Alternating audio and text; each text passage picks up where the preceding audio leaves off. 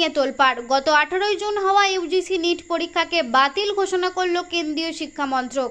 পরীক্ষা নেওয়ার ক্ষেত্রে বেশ কিছু অনিয়মের অভিযোগ সামনে আসার পরই তড়িঘড়ি বিজ্ঞপ্তি দিয়ে এই সিদ্ধান্তের কথা ঘোষণা করে কেন্দ্রীয় সরকার।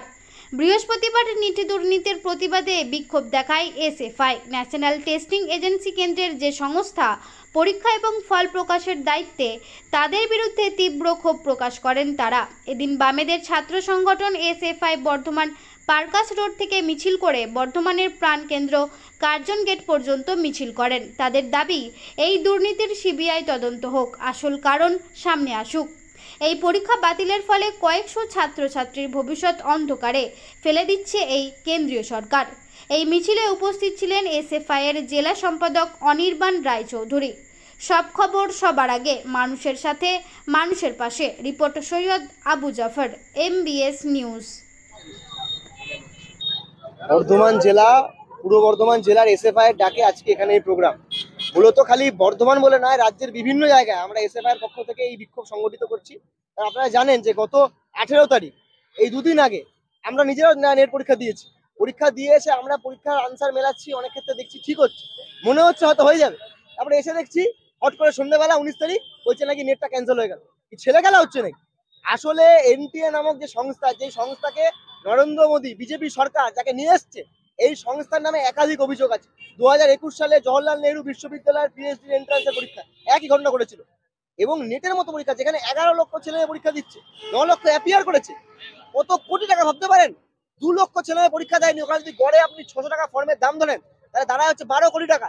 12 কোটি টাকা ফোকটে পেয়েছে যে সংস্থা, এবং সার্বিকভাবে কোটি কোটি টাকা তুলেছে। প্রথমে বললো কম্পিউটার বেসড এক্সাম হবে, তারপরে গিয়ে দেখছি পেন এন্ড পেপারে পরীক্ষা হচ্ছে, মানে ওএমআর শিটে নাম লিখতে হচ্ছে। আমি জানি না, আমি এত জায়গায় পরীক্ষা দিয়েছি, আপনারাও দিয়েছেন, কোনদিন শুনেছেন যে ওএমআর শিটে আপনার নাম লিখতে হয়? আসলে তো আইডেন্টিফাই করা, এখান থেকে আইডেন্টিফাই করা হবে কে হিন্দু, কে মুসলিম, কার কি ধর্ম, কার কি জাত, কে বাঙালি, কে অবাঙালি। আসলে এই পুরো পদ্ধতির মধ্যে দিয়ে আমাদের মনে হচ্ছিল গলদ আছে, এবং গলদটা বেরিয়ে এলো।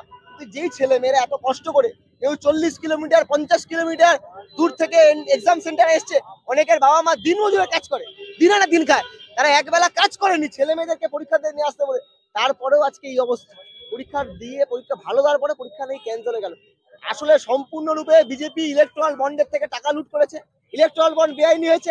এখন এই এনটিএ এর মতো সংস্থা, এদেরকে দিয়ে এখন এই আমাদের টাকাগুলো তুলছে।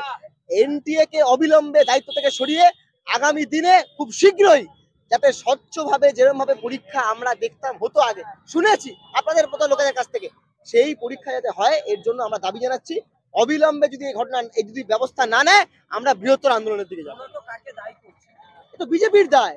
বিজেপি এখানে তৃণমূল সরকার টেট পরীক্ষা দুর্নীতি করে, ওখানে বিজেপি নিট পরীক্ষা দুর্নীতি করে। একই, যা মোদি তাই মমতা।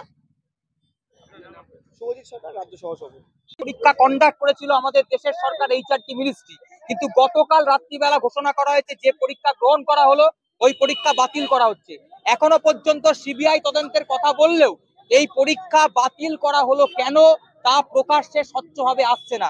আমরা বলতে চাই, আমরা এর আগেও এসএফআই এর পক্ষ থেকে বলেছি যে দেশ এবং রাজ্যের সরকার যে বিভিন্ন থার্ড পার্টি সংস্থাগুলোকে দিয়ে যে পরীক্ষা কন্ডাক্ট করছে, এই সংস্থাগুলোর স্বচ্ছতার বিনিময়ে পরীক্ষা নিচ্ছে না। আমরা এসএফআই এর পক্ষ থেকে আগেও ডিমান্ড করেছিলাম, আজকেও ডিমান্ড করছি যে স্বশাসিত সংস্থা দিয়ে আমাদের দেশ এবং রাজ্যের সরকারকে এই পরীক্ষাগুলোকে কন্ডাক্ট করতে হবে, এবং পরীক্ষার মধ্যে যেন কোনো রকম দুর্নীতি না থাকে, অস্বচ্ছতা না থাকে, তা পরিষ্কার করতে হবে। আমরা বলতে চাই, এই যে নেট পরীক্ষা বন্ধ করলো, এর পেছনেও ঘোটালা আছে। এই নেট পরীক্ষা কেন কার্যকরী করা হচ্ছে? ইতিমধ্যে যে বিশ্ববিদ্যালয়গুলোতে রিসার্চ এলিজিবিলিটি টেস্ট চলতো, RET রেট, সেই রেট পরীক্ষা বন্ধ করে দিয়েছে। এখন গবেষণাতে যুক্ত হওয়ার একমাত্র পরীক্ষা হচ্ছে নেট। এই পরীক্ষা বাতিল করে দেওয়া মানে হাজার হাজার গবেষক যারা আগামী দিনে গবেষণা করার জন্য ইউনিভার্সিটিগুলোতে যাওয়ার কথা ছিল, তাদেরকে পিছিয়ে দেওয়া হলো। আমরা বলতে চাই, পরীক্ষা পেছালে চলবে না।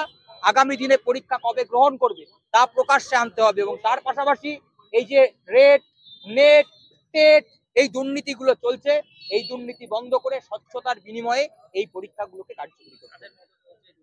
অবশ্যই কারা কন্ডাক্ট করছে? HRD মিনিস্ট্রি, কেন্দ্র সরকারের। টেট কারা কন্ডাক্ট করছে? রাজ্যের শিক্ষা দপ্তর। রাজ্য এবং দেশের সরকার দুজনাই আসলে চায় না গবেষণার ক্ষেত্রে নিয়োগ হোক। আসলে চাই না প্রাথমিক শিক্ষক নিয়োগ হোক, আসলে চাই না উচ্চশিক্ষা ক্ষেত্রে যারা যুক্ত হতে গেছে তারা রিসার্চ করুক, অধ্যাপক হোক।